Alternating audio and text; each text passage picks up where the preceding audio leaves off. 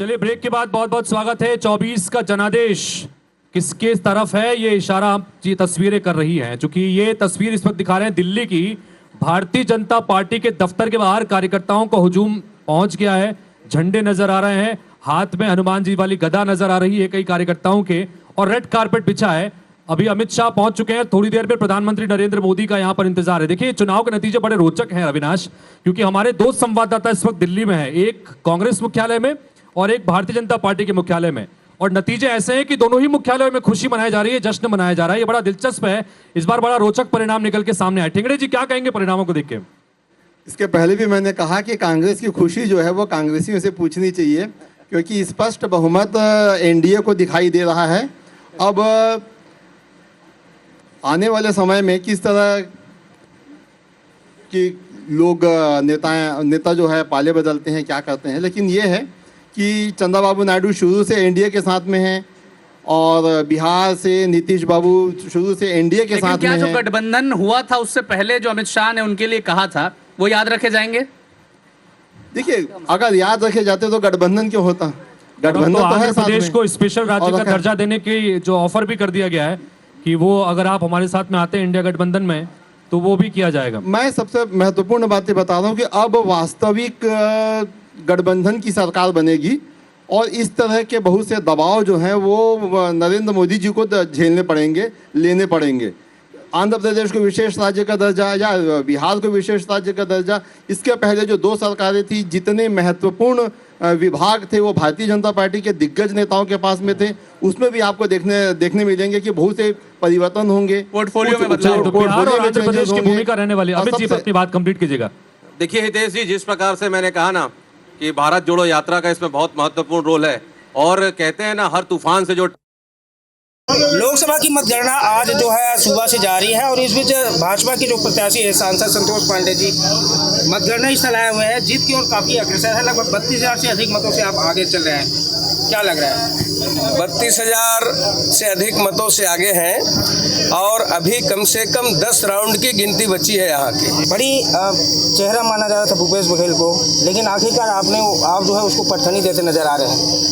इसका पूरा श्रेय किसको देना चाह रहे हैं आप? जो है क्या है, कई बार ऐसा दिखाते हैं बहुत बड़ा शटर रहेगा, शोकेस कांच का रहेगा, अंदर गोबर कुछ नहीं डब्बा, वही हाल था।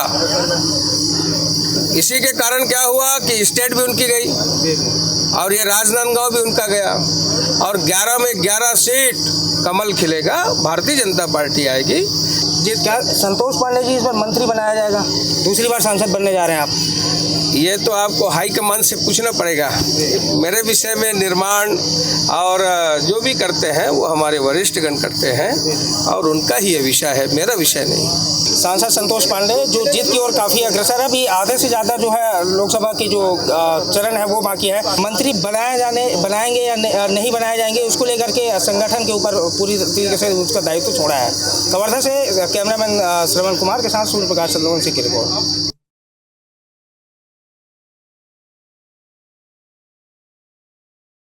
हमारे साथ महेश कश्यप हैं और बस्तर लोकसभा सीट भारतीय जनता पार्टी की तरफ से उन्होंने जीती है। जीत के बाद बहुत बहुत बधाई आपको महेश जी। कैसा रहा मुकाबला और कौन सी वो बात थी जिसकी वजह से लगता है आपने कवासी लखमा को हराया? देखिए, बात तो बहुत सी है। हमारे मोदी जी पहला तो हमारे मोदी जी की गारंटी, और पहला हमारी यहाँ के मतदाताओं की जागरूकता और मतदाताओं का को मैं बहुत धन्यवाद ज्ञापित करता हूँ, आभार व्यक्त करता हूँ। उनके सूझबूझ के कारण हमको भारतीय जनता पार्टी की तरफ से मुझे एक सामान्य गरीब किसान का बेटा को प्रत्याशी बनाया गया था, इसलिए उन्होंने भारी बहुमत से मुझे जीता है। और आने वाले समय में हमारे मोदी जी की गारंटी के साथ जो यहाँ के लोगों को मूलभूत सुविधाओं का अधिकार से वंचित है वो पूरा करना हमारा पहला प्राथमिकता होगा। आने वाले समय में जो आप कह रहे हैं कि इन मुद्दों को लेकर के जाएंगे, कुछ तैयारी है इसको लेकर? कोई ऐसा ड्रीम प्रोजेक्ट है बस्तर को लेकर, क्योंकि छत्तीसगढ़ में सरकार भी है आप लोगों की? जी, अभी इसके बाद हम लोग बस्तर के क्षेत्रों में घूमेंगे, लोगों से पूछेंगे। ऐसे बहुत सारे रेल का सुविधा हो, स्वास्थ्य की दृष्टि से क्षेत्र में हो, शिक्षा क्षेत्र में। और जी हमारे साथ महेश कश्यप जी हैं और आपने सुना जीत के बाद उन्होंने कहा कि आने वाले समय में बहुत सारे मुद्दों पर काम किया जाएगा।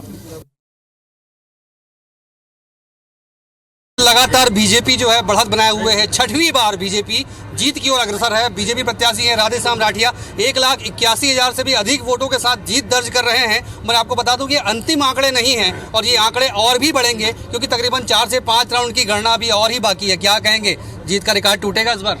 जी, मैंने हमेशा ये कहा कि रायगढ़ लोकसभा का इतिहास रचेंगे और हमारे माननीय मुख्यमंत्री जी ने लक्ष्य दिए हैं कि उन लक्ष्यों को हमारे कार्यकर्ताओं ने सर आंखों पर बैठाए और मेहनत किए और माननीय मुख्यमंत्री जी का लक्ष्य दिए है उसको हम पाएंगे। अच्छा, 1,76,000 का आंकड़ा अभी दिख रहा है।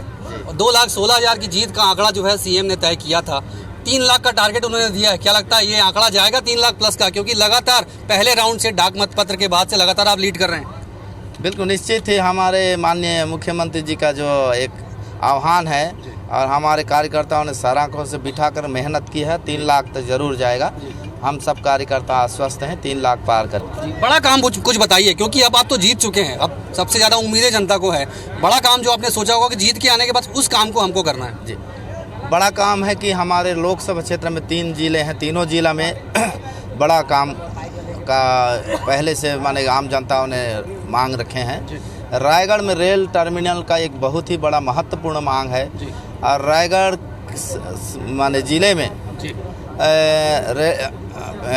हवाई अड्डा का मांग है और यहाँ एक स्वास्थ्य के लिए एक मेडिकल कॉलेज का एक सुदृढ़ करना है।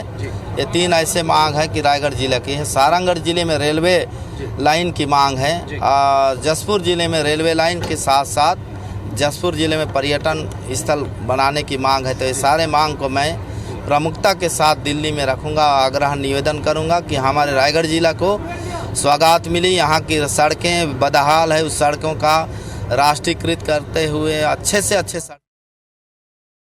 अभी जो अपन बात कर रहे थे कि बीजेपी ऑफिस में भी खुशी है, कांग्रेस के ऑफिस में भी खुशी है। दरअसल ये मुद्दा ऐसा है कि न तुम जीते न हम हारे, इस तरह की स्थिति बन गई है। तो नहीं, हम हारे नहीं इसलिए खुशी की बात है और तुम जीते नहीं इसलिए भी खुशी की बात है। ये चल रहा है यहाँ पर इस पूरे परिणाम को देखे तो। चलिए अविनाश, बड़ा दिलचस्प ये चुनाव हो चला है क्योंकि टैली बता रहे हैं कि 292-35 के आसपास रुझान जो अब तक आ रहे हैं, जो लगभग यही नतीजों में तब्दील होंगे, वो वहाँ पर एनडीए पहुंची है। हालांकि भारतीय जनता पार्टी इकलौते अपने दम पर सरकार बनाती नहीं दिख रही है, लेकिन विपक्षी गठबंधन इंडिया बड़ा खुश है। एग्जिट पोल के सभी दावों को धता बताते हुए वो 140-50 का जो आंकड़ा दिया जा रहा था एग्जिट पोल में, उसे पार कर अब 233-34 तक जा पहुंचती दिख रही है। प्रेस कॉन्फ्रेंस किया है कांग्रेस पार्टी ने और लगातार ये भी दावा किया कि सरकार वो बनाने के लिए बातचीत करेंगे। कल वो जो बैठक होगी इंडिया गठबंधन की, वो बड़ा अहम होने जा रहा है हितेश जी। और इस वक्त मध्य प्रदेश हमारे साथ में अवनीश भार्गव जी जुड़ गए हैं जो कि कांग्रेस पार्टी के नेता हैं। अवनीश जी, जानना चाहेंगे आपसे, मध्य प्रदेश देश भर के आंकड़े हम लगातार दिखा रहे हैं कि इस वक्त इंडिया गठबंधन 233 सीटों पर है और पिछली बार के मुकाबले इस बार अपने प्रदर्शन को बहुत बेहतर करती नजर आ रही है। लेकिन मध्य प्रदेश में वो चीजें हो नहीं पाई। मध्य प्रदेश में 29 की 29 सीटें जो हैं वो चली गई। पिछली बार 1 सीट थी, वो भी इस बार हाथ से चली गई। कहां कमी रह गई मध्य प्रदेश में?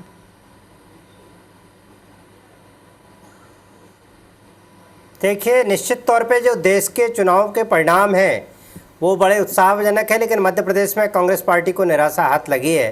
जब 29 सीटों पे बीजेपी आगे है या जीत चुकी है, तो कहीं ना कहीं जो बातें थी पूरे देश में सिस्टम की पार्टी की, वो हम लोग नीचे तक बता नहीं पाए। भारतीय जनता पार्टी झूठ का प्रचार करती है और जिस तरीके से मध्य प्रदेश में उनने किया है उसके कारण हो सकता है कि 29 सीटें वो जीत गए हों, उनके लॉजिक कुछ भी रहे हों। लेकिन देश में जो परिणाम आए हैं उनसे साफ स्पष्ट होता है कि नरेंद्र मोदी जी की लोकप्रियता घटी है। वो 4.5-6 लाख वोटों से पिछली बार बनारस से जीते थे, जैसे तैसे करके 1,50,000 से कुछ अधिक वोटों से चुनाव जीते हैं। और बाकी जगह भी हम बात करेंगे तो लगातार कांग्रेस पार्टी और कांग्रेस पार्टी के सहयोगी गठबंधन बहुत अच्छा परफॉर्मेंस कर रहे हैं। उत्तर प्रदेश के हम परिणाम देखेंगे तो बहुत आशान्वित हैं।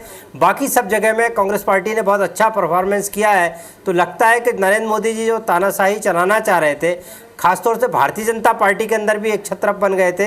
देश में भी जो वातावरण निर्मित किया जाता था ईडी और सीबीआई के द्वारा, और कांग्रेस के अकाउंट बंद करके जो एक वातावरण निर्मित किया, उस सबका जवाब देश की जनता ने दिया है। और इस बात के लिए दिया है कि भारत के संविधान की रक्षा करना है, भारत के लोकतंत्र की रक्षा करना है, एक आम आदमी को मजबूत करना है जिसकी ज़रूरत है। और जो मुख्य मुद्दे हैं देश के, महंगाई हो, भ्रष्टाचार हो, बेरोजगारी हो, इस सब पे किसानों के आंदोलन के हों, किसानों की समस्या, इन सबको ध्यान में रख के देश की जनता ने वोट किया है।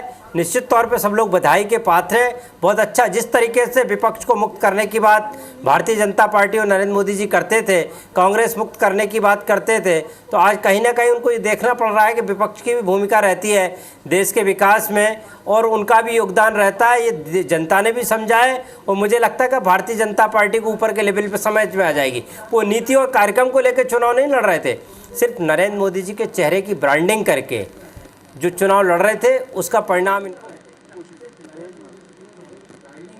यहाँ पर कार्यक्रम स्थान पर आगमन हुआ है। यहाँ पर कार्यक्रम पर आगमन हुआ है। हेलो, मैं कह सकता हूं कि भारतीय जनता पार्टी ने भी जो चेहरे की बात की थी, वो जिस तरीके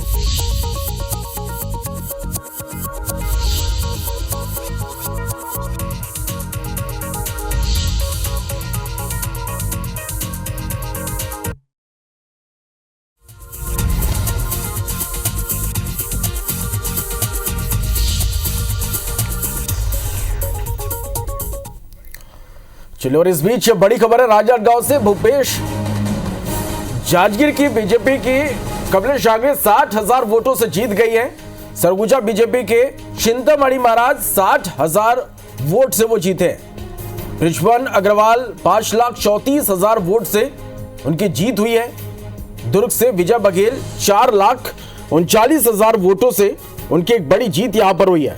महासमुंद से रूप कुमारी 1 लाख से ज्यादा वोटों से की जीत हुई है। तो ये बड़ी खबर आप तक पहुंचा रहे हैं। 42,000 वोटों से भूपेश बघेल की हार हुई है राजनांदगांव सीट से। तो भाई बीजेपी की कमलेश आंगरे 60,000 वोटों से जांजगीर से जीती है। बीजेपी के चिंतामणि महाराज 60,000 वोटों से सरगुजा सीट से जीते हैं। रिजवान अग्रवाल 5,34,000 वोट से रायपुर से उन्होंने जीत दर्ज की है।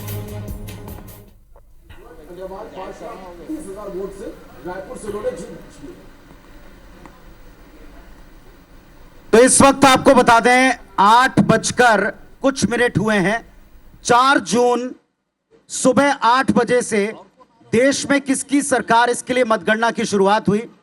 और एक स्पेसिफिक जो हमारा ओपन स्टूडियो है उसकी खास वॉल को हम आपको दिखा रहे हैं।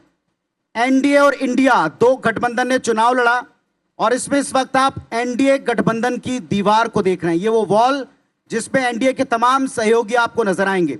पूरा फ्रेम खुले, इसके बाद आप जरा देखिए, इसी वॉल पर नजर आने वाले 2 चेहरों के इर्द गिर्द पूरी सियासत देश की थमी नजर आती है।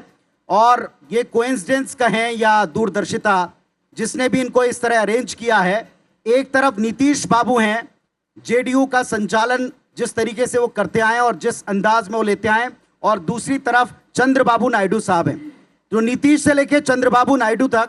लेकिन आज की इस तस्वीर में, आज के इस 2024 के चुनाव में, रण में जिस अंदाज में पूरी लड़ाई हुई, इसमें हम ये कह सकते हैं कि जीतने वाला खेमा पूरी तरह उत्साह से लबरेज नहीं, क्योंकि उनको अपने लिए और बड़े नतीजों की उम्मीद। दूसरा पक्ष जिसको उम्मीद कम थी, उसके पास में आज खुशी मनाने का बड़ा अवसर है। लेकिन वे खुश किस बात पर हैं? सामने वाले पक्ष की उतनी उम्मीदें पूरी न होने को लेकर या अपने उम्मीद से बेहतर नतीजों को लेकर। तो 12 घंटे के बाद आज हम इसी विषय पर डिस्कशन करने वाले हैं, कुछ खास सवालों के साथ, एक बड़े पैनल के साथ। सुबह से आप IBS24 पर देख रहे हैं। सुबह 6 बजे मतगणना स्थल की पहली तस्वीरों से लेकर अब अंतिम नतीजों के पहले तक जो बढ़ती तस्वीर है, इसमें इसी वॉल के दो चेहरे, एक तरफ नीतीश बाबू, दूसरी तरफ चंद्रबाबू नायडू और इनके सहयोगी दल, इनको लेकर के एक जिज्ञासा बनी हुई कि ये कहां जाएंगे, ये किन के साथ होंगे। फिलहाल ये एनडीए के साथ बने हुए हैं। और इस वक्त आपका परिचय करा दूं, मेरे साथ में रविकांत मित्तल सर हैं, IBS24 के editor in chief. Sanjay Sharma ji हैं मेरे वरिष्ठ सहयोगी। इधर कांग्रेस के खेमे में द्वारिका यादव साहब हैं, कांग्रेस पार्टी के जिम्मेदार विधायक महोदय, नमस्कार, स्वागत है। राम कुमार यादव साहब हैं, कांग्रेस पार्टी से एक और युवा नेतृत्वकर्ता और विधायक महोदय। प्रमोद दुबे जी हैं, बड़े वरिष्ठ नेता, सुबह से लगातार इस खेमे का दायित्व निभाते आए हैं। और इधर हमारे साथ केदारनाथ गुप्ता जी हैं, जो लगातार इस डिबेट में और सुबह से अपने पक्ष की पैरोकारी करते आए। ममता जी अभी इस वक्त हमको ज्वाइन कर रही हैं, और साथ में एक और नेता हमारे साथ सतत लगातार अपनी बात कहते हुए नजर आते हैं। आप सबसे चर्चा की शुरुआत करें, लेकिन आज का सबसे बड़ा सवाल मैं चाहूंगा, इसकी शुरुआत हम अपने एडिटोरियल सेक्शन से ही करते हैं।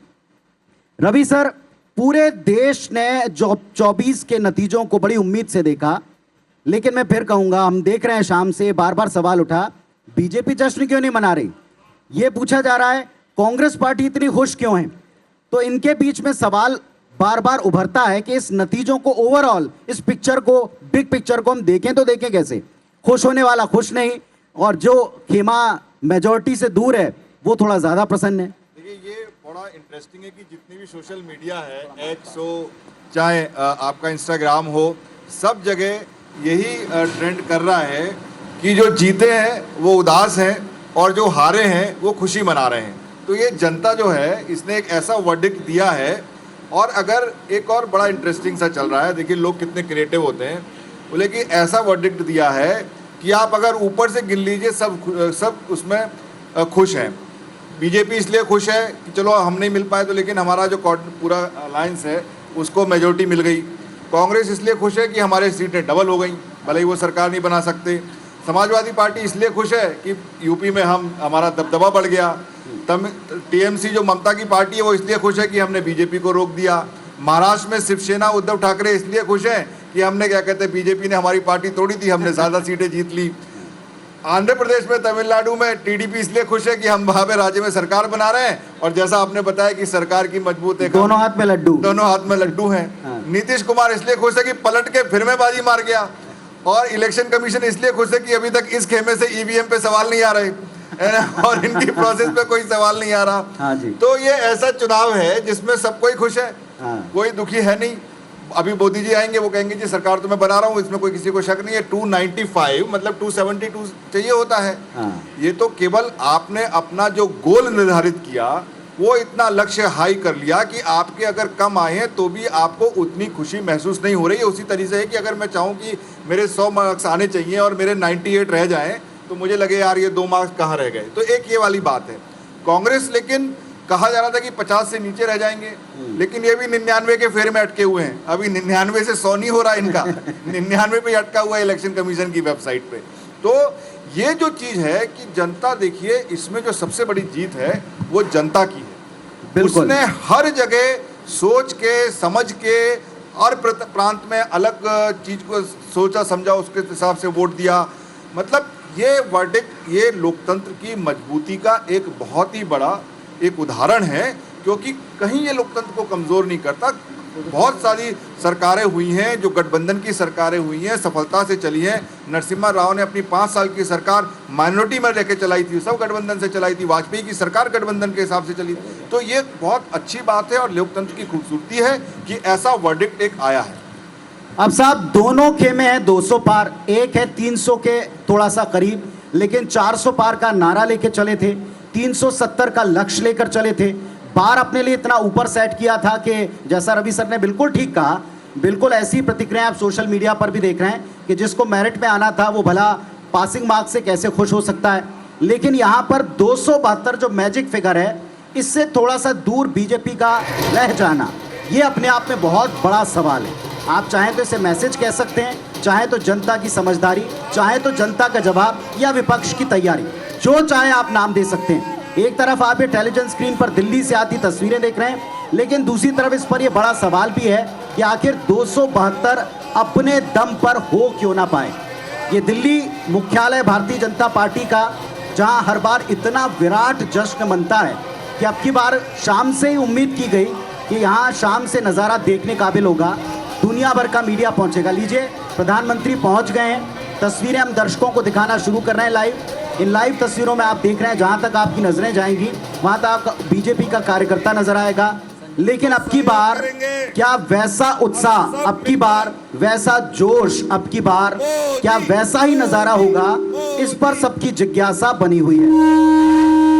बीजेपी ऑफिस दिल्ली की आप ये तस्वीरें देख रहे हैं, प्रधानमंत्री जी का पदार्पण हो चुका है और बीजेपी ऑफिस में उनका अभूतपूर्व स्वागत करने की तैयारियां थी। हमने आपको वाराणसी से, दिल्ली से वो पिक्चर्स दिखाई थी जब मोदी जी के नाम वाले लड्डू हमने बनते और उनकी पैकिंग होते भी दिखाई थी। लाखों की संख्या में वो लड्डू भी तैयार हैं, पर अब की बार ये जो ऐसा रिजल्ट आया है, क्या इसमें मिठास पूरी है इस लड्डू में, ये भी एक बड़ी बात है।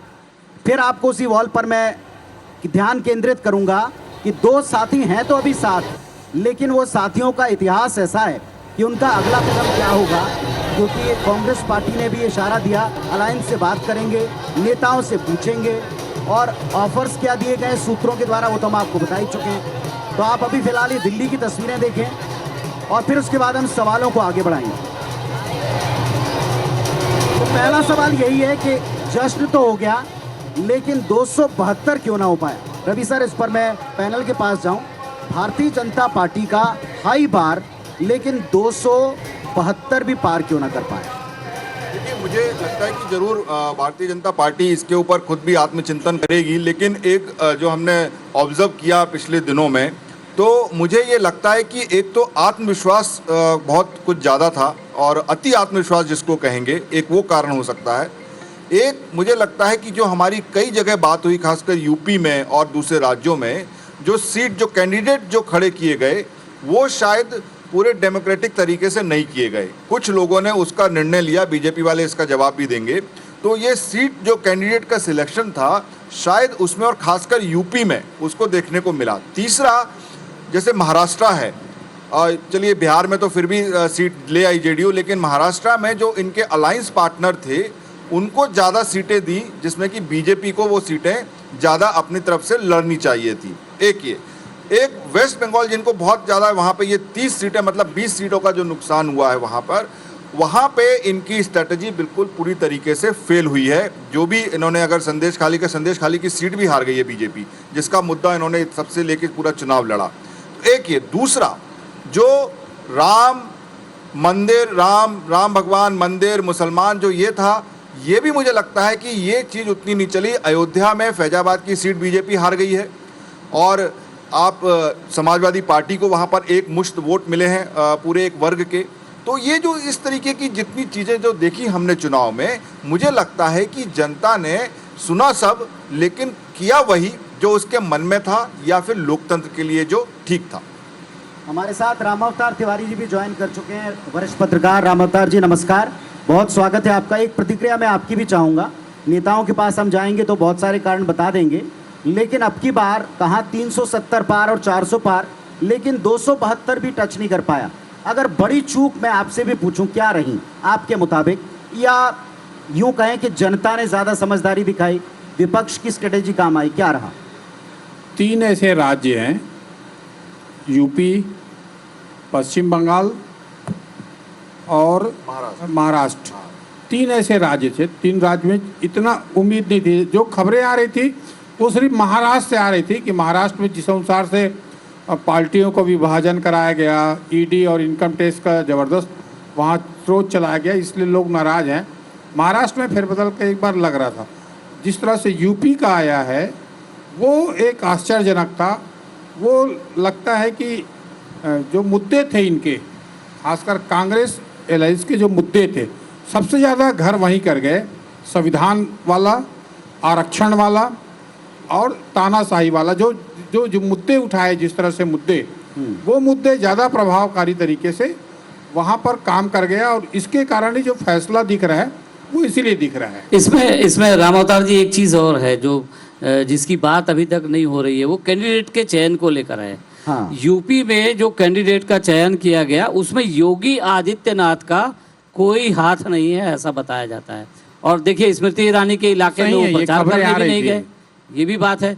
तो जाहिर है कि अगर मुख्यमंत्री किसी के इलाके में प्रचार करने नहीं जा रहा है और मुख्यमंत्री की पसंद से कैंडिडेट नहीं है, जिन उम्मीदवारों के खिलाफ एंटी इनकम्बेंसी पहले से है उन्हीं को उतार दिया गया। ये कुछ चीजें भी शामिल है। खबरें तो यहाँ तक भी आई थी कि बड़ी शाम के समय, देर शाम के समय स्मृति जी में या योगी खेमे में स्वयं योगी जी के साथ बड़ी खटपट है। लेकिन एक और बात रवि सर, जो अभी बात उठी है इसलिए मैं पूछ रहा हूँ कि जो प्रत्याशियों का चयन हुआ उसमें अब की बार, चूंकि अभी तो अब एनडीए ही एनडीए इसकी चर्चा होगी, नंबर्स ऐसे हैं, लेकिन बिफोर इलेक्शन जो साथियों को जितनी तवज्जो दी गई, जिन राज्यों में आप उनको साथ लेकर चल रहे हैं, जितने नंबर्स उनको दिए गए, जैसी सीटों पर निर्भरता रही, क्या वो एक बड़ा फैक्टर रहा है?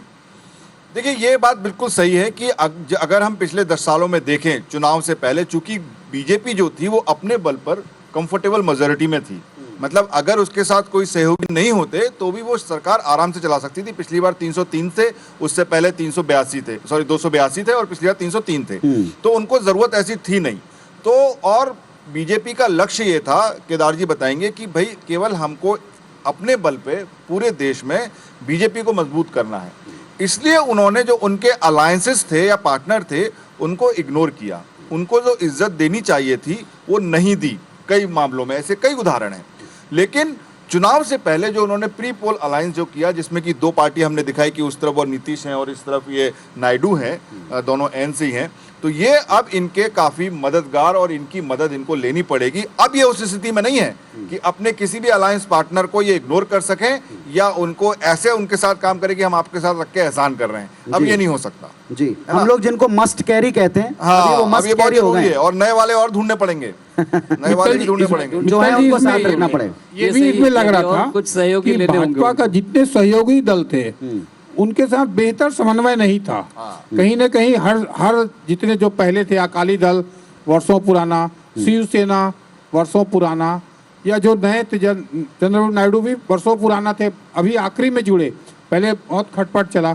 तो जितने भी सहयोगी थे, या वो सहयोगी ये मान के चलते थे कि भाजपा के साथ रहोगे तो भाजपा हम ही को खा जाएगी, ये डरने भी लगे थे। तो इस तरह के कारण जो एक समन्वय नहीं बैठ रहा, ये भी जी। चलिए, यहाँ अब देखें, आप जेपी नड्डा एक तरफ बोलने के लिए उठ गए हैं। ये राष्ट्रीय दफ्तर भारतीय जनता पार्टी का हम दिखा रहे हैं, वो स्पीच हम सुनवाए। उसके पहले रिएक्शन लेता हूं। केदार जी, इतना बड़ा अपने इस विजय उत्सव पर मंच पर उपस्थित हम सबके बहुत ही प्रिय और देश के यशस्वी प्रधानमंत्री सम्माननीय श्री नरेंद्र मोदी जी, हमारे रक्षा मंत्री आदरणीय राजनाथ सिंह जी, हमारे गृह मंत्री श्री अमित भाई शाह जी, और यहां उपस्थित इतनी बड़ी संख्या में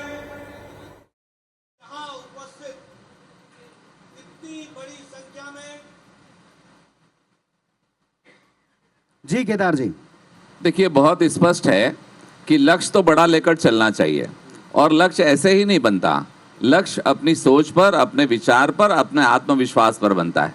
जो 10 वर्षों में भारतीय जनता पार्टी ने और नरेंद्र मोदी जी की सरकार ने काम किया, चाहे वो आयुष्मान योजना हो, चाहे प्रधानमंत्री आवास योजना हो, और कोविड काल में जैसे देश की सेवा की, मुझे ऐसा लगता है कि वो लक्ष्य को हम ऐसा इतना ऊपर भी नहीं माने थे कि बहुत ऊपर है। जो सेवा की, जो काम किया, जहाँ देश को पहुंचाया, देश आज पूरे वर्ल्ड में 5वीं अर्थव्यवस्था है, 4थी सैन्य शक्ति है। ये कोई हंसी खेल नहीं था। 140 करोड़ लोगों का देश है, तो हमने काम किया और अपने काम के आधार पर लक्ष्य निर्धारित किया। निश्चित रूप से भारत में लोकतंत्र है और हम सब लोकतंत्र का सम्मान करते हैं, इसलिए जो जनादेश दिया है जनता ने उसे वो सिरोधार्य है। परंतु मैं गर्व के साथ कहूंगा कि जनता ने फिर से मोदी को चुना है, जनता ने फिर से एनडीए को चुना है। और सबसे बड़ी जीत मैं कहता हूं कि ओडिशा की है, जहां भारतीय जनता पार्टी अपनी सरकार बनाने जा रही है। तो लगातार अगर पूरे भारतवर्ष की बात करें तो सबसे ज्यादा प्रदेशों में भारतीय जनता पार्टी जनता की सेवा कर रही है और देश में फिर से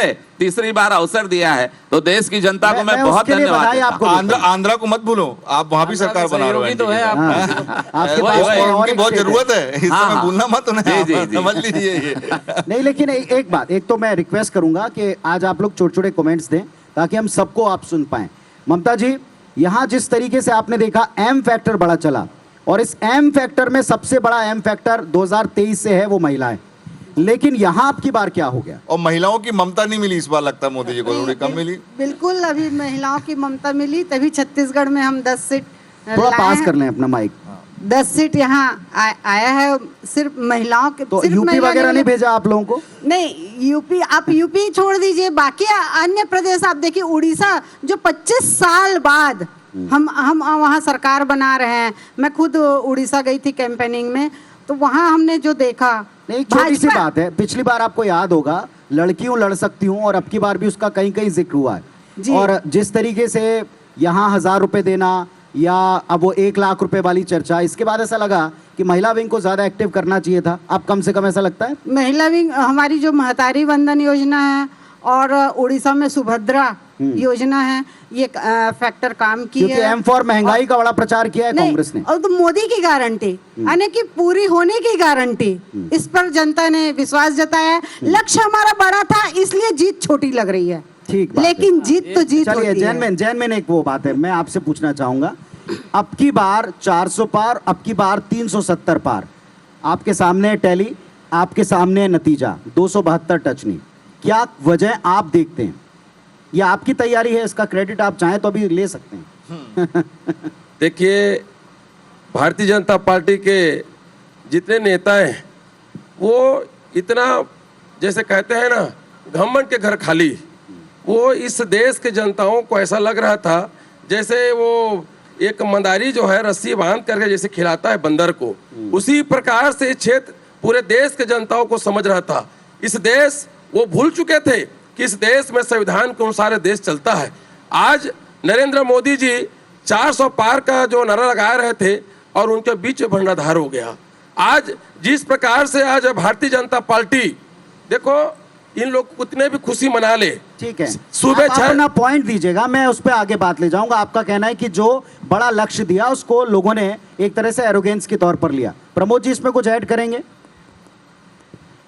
उन्होंने कहा लक्ष्य तो बड़ा लेकर चलना ही चाहिए, और एक लॉजिक भी दिया था कि पिछली बार अगर हम 303 हैं तो अब की बार हमको इसके ऊपर का लक्ष्य तो तय करना ही था।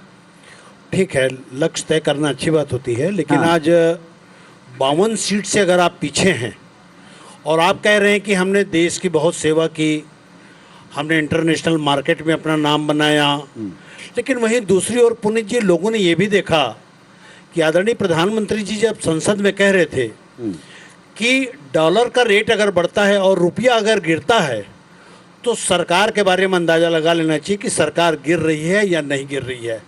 ऐसे बहुत सारी चीज़ें होती हैं। अब तो चिट्ठी की आवश्यकता है, चाहे नायडू साहब की हो, चाहे नीतीश कुमार जी की हो। बिना चिट्ठी के तो अब काम होना नहीं है भाजपा का। और अभी तक भी कांग्रेस ने भी क्लियर नहीं किया कि वो चिट्ठी आपके वाया जा पाएगी नहीं जा पाएगी। वो चिट्ठी का इंतजार कर रहे हैं, क्योंकि शाकी शराब मेल के छट जाए जुल्म के सूरज की रोशनी तेरी बोतल में बंद है। ये खत नहीं सदाए दिले दर्दमंद है, और एक बेवफा का प्यार लिफाफे में। वाह वाह वाह, क्या बात, क्या बात। 241 सीट पर आज भारतीय जनता पार्टी है। मैंने बड़ी खूबसूरती है कि जिन दो पार्टनर्स की बात हो रही है उनका इतिहास जिस तरीके का रहा है, कोई भी कॉन्फिडेंट नहीं है, लेकिन उसके बारे में कुछ कह भी नहीं सकता। कहना कहें तो भी दिक्कत और ना कहें तो भी समस्या। आप कुछ ऐड करेंगे? उन्होंने तो शेरो शायरी में बहुत कुछ कह दिया है। देखिए, शुरुआत कोई वजह अगर आप देखते हैं तो पॉइंट रखिएगा। शुरुआत बहुत अच्छी मुद्दे से आपने किया है कि भारतीय जनता पार्टी बहुमत में आने के बाद भी खुश नहीं है, और हम खुश इसलिए हैं कि हमारे राहुल गांधी जी जो पदयात्रा की है, कहीं न कहीं हमारे कांग्रेस के कार्यकर्ता, सहयोगी दल भारतीय जनता पार्टी के सरकार के ईडी प्रशासन के दबाव के बाद भी हमारे कार्यकर्ता लड़े। और मैं आदरणीय केदार जी की बात से मतलब एक बात मैं ये कह सकता हूँ कि ऊपर ही ऊपर कह रहे थे, लेकिन अंदर इस जीत की भी उम्मीद नहीं थी। वो कह रहे हैं हमको इससे बड़े की उम्मीद थी, आपको इसकी उम्मीद नहीं थी। उसी पॉइंट पर मैं आ रहा हूँ। आदरणीय केदार जी बोल रहे थे शॉर्ट कीजिएगा कि लक्ष्य बड़ा होना चाहिए, लेकिन लक्ष्य करीब करीब ही होना चाहिए। ये लक्ष्य अहंकार का लक्ष्य था। ठीक है, जैसे कहा गया उसको आप दोहरा रहे हैं। डॉक्टर हितेश वाजपेयी मध्य प्रदेश से जुड़े हुए हैं, अवनीश भार्गव साहब जुड़े हुए हैं। डॉक्टर हितेश वाजपेयी भारतीय जनता पार्टी के बड़े सीनियर नेता हैं और बड़ी मजबूती से पक्ष रखते हैं, और इधर भार्गव साहब हैं जो कांग्रेस पार्टी का पक्ष रखेंगे। दोनों को नमस्कार, स्वागत है शुभकामनाओं के साथ। हितेश जी, हम दिल्ली की तस्वीर पर कभी भी चले जाएंगे बाय वॉइस। आप बताएं, 272 खुद के बूते टच क्यों ना हो पाया? लक्ष्य बड़ा था, नारा एरोगेंस से भरा था, क्या हुआ?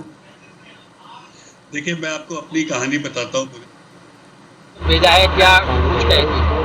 मैं वही कह रही हूँ कि मैं यहाँ पे रहकर और भी काम करेंगे। जो जो अधूरा काम रह गया है उसका सब पूरा करने का अवसर मिल रहा है मुझे बहुत ही खुशी है। बहुत बहुत धन्यवाद सबको, जितने भी कार्यकर्ता, जितने लोगों ने हमारे भारतीय जनता पार्टी और लोक दल के जितने भी थे जो हमारे गठबंधन के साथ, उन लोगों ने जितने भी मेहनत किया सबको भी मैं बहुत बहुत धन्यवाद करती हूँ। सारे लीडर्स, नेता, सबको धन्यवाद। भारतीय जनता पार्टी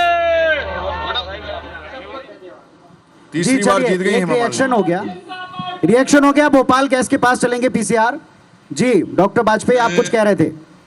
हाँ, मैं ये कह रहा था कि जब मैं 12th में था तो मेरा सिलेक्शन पीएमटी में हो गया था बहुत अच्छे नंबरों से, और लेकिन क्या हुआ कि मेरी एज जो थी वो 17 साल से कम थी, 16 साल थी।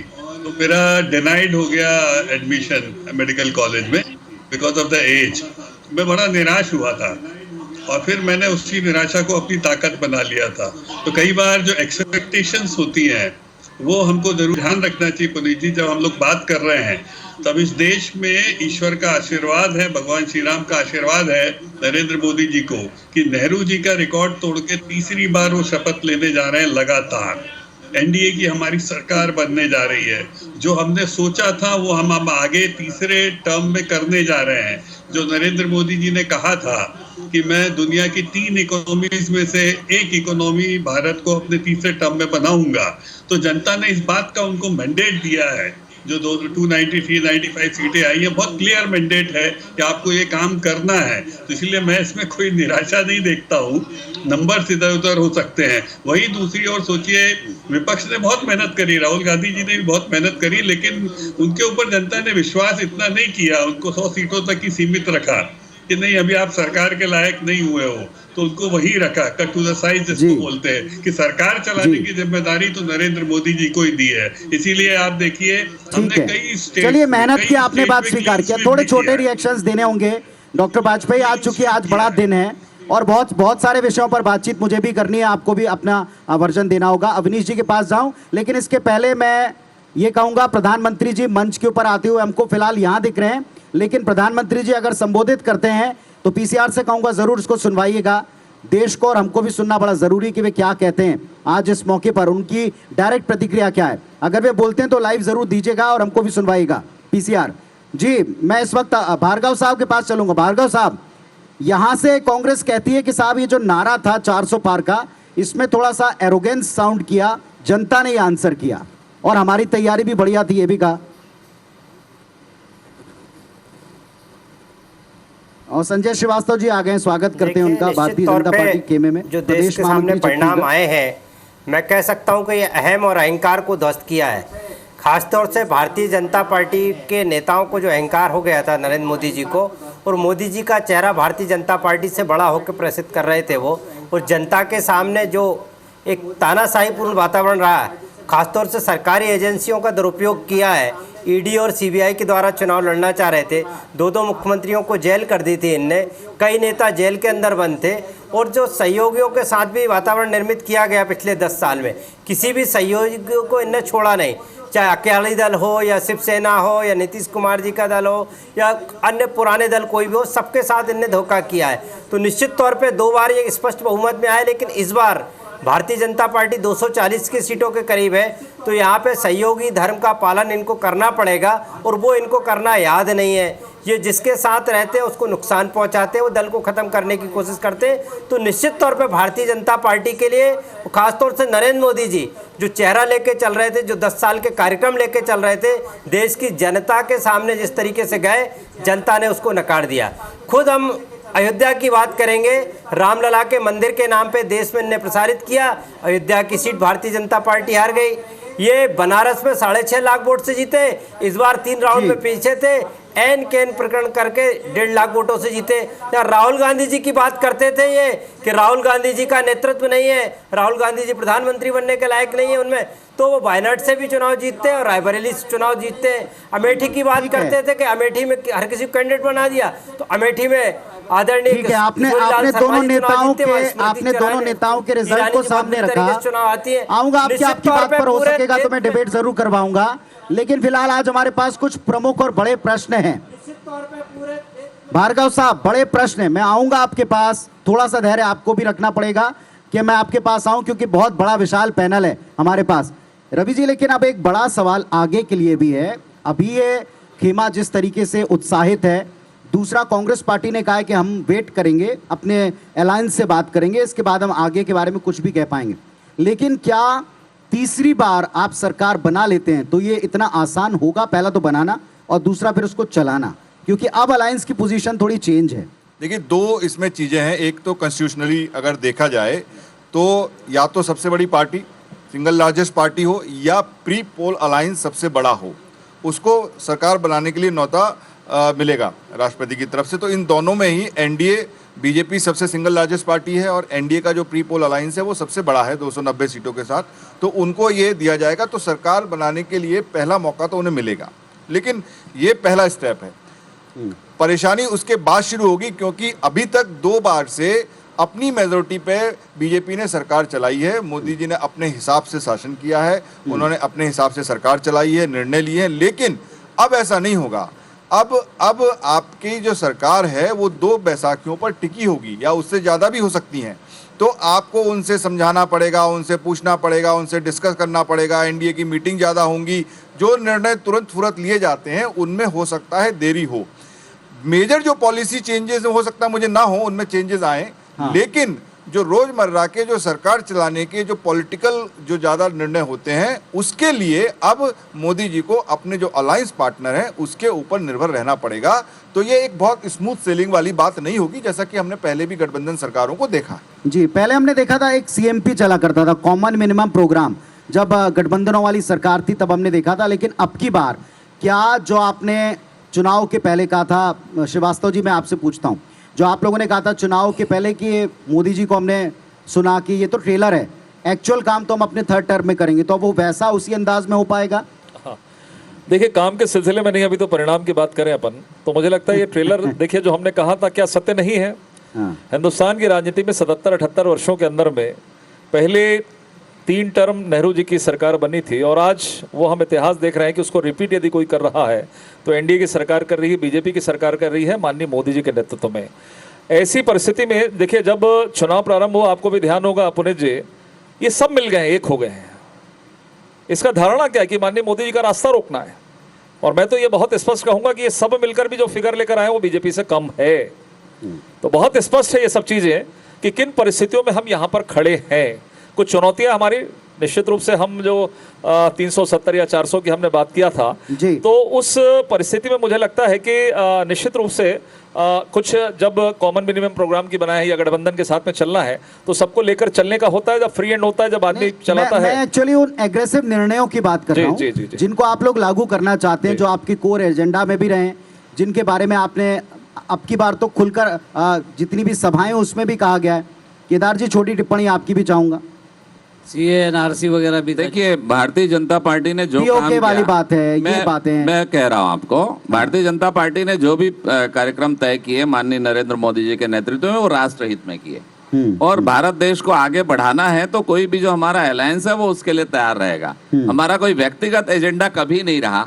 और माननीय नरेंद्र मोदी जी ने जैसे बारंबार कहा है कि मेरा जीवन का पल पल, मेरे शरीर का कण कण इस देश के लिए काम आने वाला है। तो भारतीय जनता पार्टी का पर्सनल कोई एजेंडा नहीं है। हम राष्ट्र के लिए जीते हैं, राष्ट्र के लिए मरते हैं। इसलिए जो हमारा अलायंस है वो हमारी विचारधाराओं के साथ ही चलता है। लेकिन इसलिए जिस गति से हम चल रहे हैं उस गति से ही चलेंगे। ठीक बात है। तिवारी जी, मैं आपसे पूछता हूँ, अब की बार ऐसा था, अभी तक के साथी हैं, साथ में हैं, बहुत अच्छी बात है। हमारा ये प्रोग्राम है, हमारा एजेंडा है, हमारी ये विचारधारा है, हम इसके साथ सरकार में मजबूती से अपने बलबूते पर हैं। आप जो साथ हैं, बहुत अच्छी बात है, आप हमारे हाथ मजबूत करें, पर अब की बार उनका अनिवार्य तौर पर रहना जरूरी है। तो क्या वैसी धाक या वैसे असरदार निर्णय हो पाएंगे? चुनाव के दौरान आपने देखा होगा, चंद्रबाबू नायडू और भाजपा का जो अलायंस हुआ था, उसके बाद जो चुनाव के चौथे दौर में जो बयान आया मुस्लिम आरक्षण को लेकर, उस दौरान जो है नायडू जी और भाजपा के जो बयान हैं उसमें कुछ मतभेद या असहज महसूस करने वाली बात आई थी। तो इस तरह के जो गठबंधन के बाद जिस आक्रामकता के साथ मोदी जी और भाजपा अपने एजेंडे, घोषणा पत्र को लागू कर रही थी या निर्णय ले रही थी, उस तरह के निर्णय लेने के पहले अब सहयोगी दल को विश्वास में लेके काम करना पड़ेगा। ये एक मजबूरी होगी या एक साझा कार्यक्रम बनाना पड़ेगा या विश्वास में लेके काम करना होगा। तो एक सरकार तो बनेगी, मोदी जी की प्रधानमंत्री बनेंगे क्योंकि बड़े दल हैं, बहुमत है ऐसे में, परंतु जो सरकार का अगला जो टेलर होगा, सबको बात करके काम करना पड़ेगा। इसके बाद टेलर होगा, वो बात रहेगी या नहीं रहेगी, ये जिज्ञासा का विषय रहेगा।